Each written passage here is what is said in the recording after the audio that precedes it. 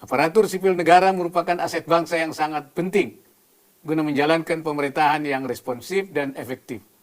Oleh karena itu, program rekrutmen ASN tahun 2021 harus diletakkan dalam konteks perkembangan lingkungan global dan perkembangan tuntutan masyarakat terhadap kualitas birokrasi ke depan.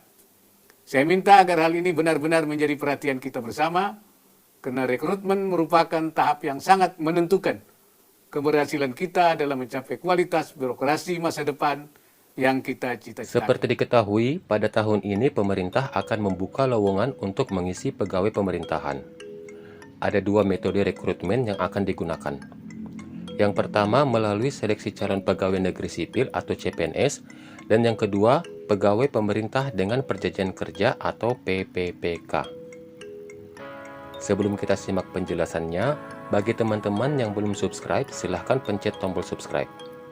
Padamkan pula tombol like dan tombol notifikasinya untuk mendukung channel ini supaya lebih berkembang.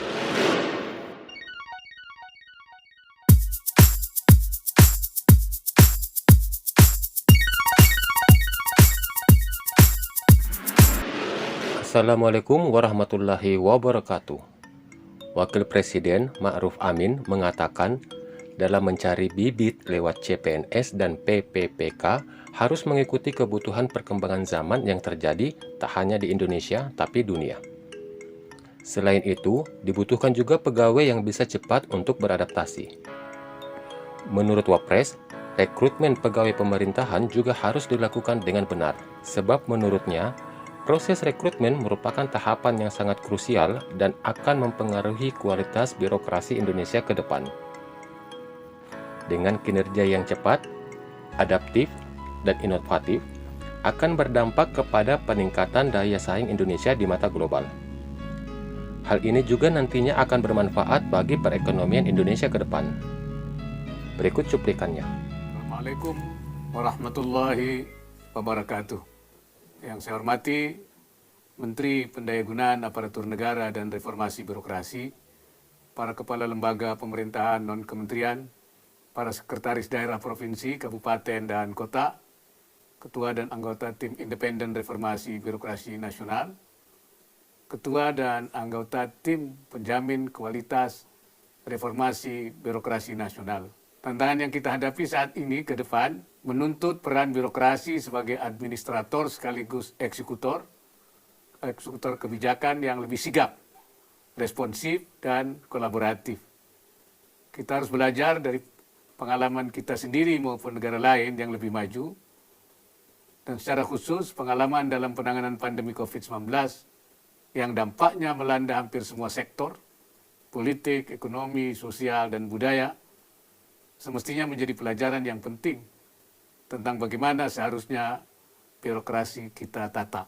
Dengan tetap optimisme bahwa kita insya Allah akan dapat melewati pandemi ini dengan baik, terutama karena telah dimulainya program vaksinasi COVID-19, saya menyambut gembira penyelenggaraan rakor hari ini yang akan memusatkan pembahasannya pada dua agenda, yaitu penyederhanaan birokrasi dan pengadaan calon ASN tahun 2021.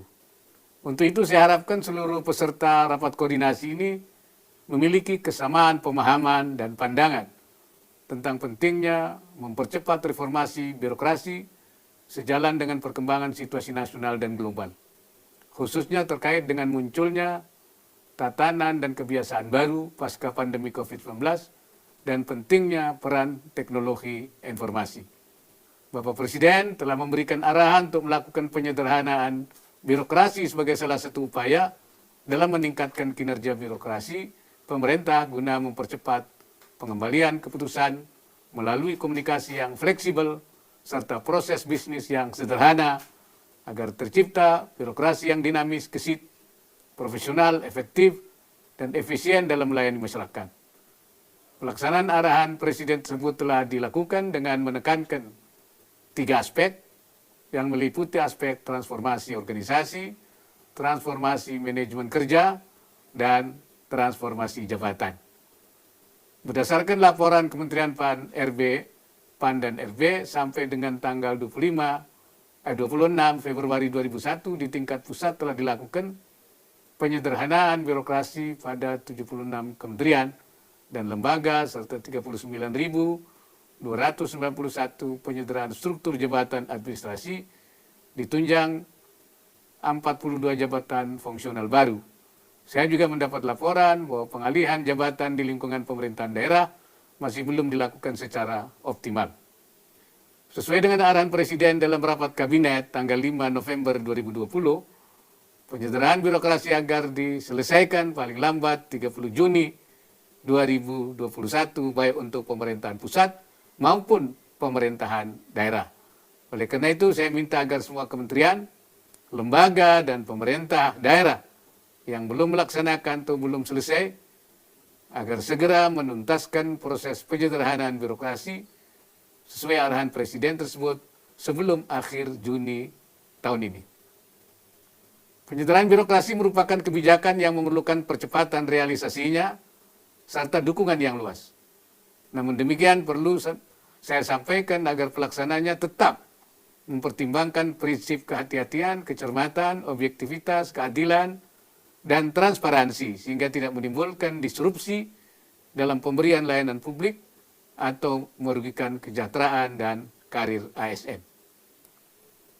Hadirin yang saya hormati, visi Indonesia Maju diwujudkan tidak hanya melalui penyederhanaan birokrasi, namun juga kualitas SDM ASN unggul yang memiliki keahlian dan keterampilan sehingga dapat bekerja cepat, adaptif, dan inovatif. Hal ini merupakan salah satu bentuk dari respon pemerintah dalam menghadapi tantangan global dan meningkatkan daya saing bangsa. Aparatur sipil negara merupakan aset bangsa yang sangat penting guna menjalankan pemerintahan yang responsif dan efektif. Oleh karena itu, program rekrutmen ASN tahun 2021 harus diletakkan dalam konteks perkembangan lingkungan global dan perkembangan tuntutan masyarakat terhadap kualitas birokrasi ke depan. Saya minta agar hal ini benar-benar menjadi perhatian kita bersama, karena rekrutmen merupakan tahap yang sangat menentukan keberhasilan kita dalam mencapai kualitas birokrasi masa depan yang kita cita-citakan. Sejak tahun 2012, pemerintah terus berupaya memperbaiki sistem perencanaan dan pengadaan pegawai melalui Undang-Undang Nomor 5 Tahun 2014 tentang aparatur sipil negara. Sistem perencanaan dan pengadaan terus kita perbaiki agar dapat memenuhi kriteria sistem merit. Alhamdulillah saat ini kita juga telah menerapkan sistem seleksi yang dipandang mampu menjaga integritas semua tahapan proses rekrutmen ASN. Namun demikian perbaikan terhadap sistem ini tidak boleh berhenti. Harus kita lakukan termasuk penerapan manajemen talenta yang menempatkan ASN sebagai aset yang sangat berharga, sehingga perlu pengelolaan secara berkesinambungan guna menjamin perbaikan kualitas dan integritasnya. Untuk itu istilah rekrutmen ASN sering disebut dengan akuisisi, karena kita ingin mengakuisisi talenta-talenta terbaik bangsa yang nantinya menjadi aset yang paling berharga. Sejalan dengan upaya ini, pada tahun 2021 kita memulai lagi melakukan akuisisi ASN melalui dua kebijakan penting. Yaitu pertama kita akan merekrut 1 juta guru melalui skema pegawai pemerintah dengan perjanjian kerja P3K yang menjadi jalan bagi penyelesaian kekurangan guru di seluruh daerah di Indonesia. Yang kedua kita juga akan merekrut 300.000 ASN lainnya baik melalui skema ASN maupun P3K melalui jalur reguler yang setiap tahun dibuka.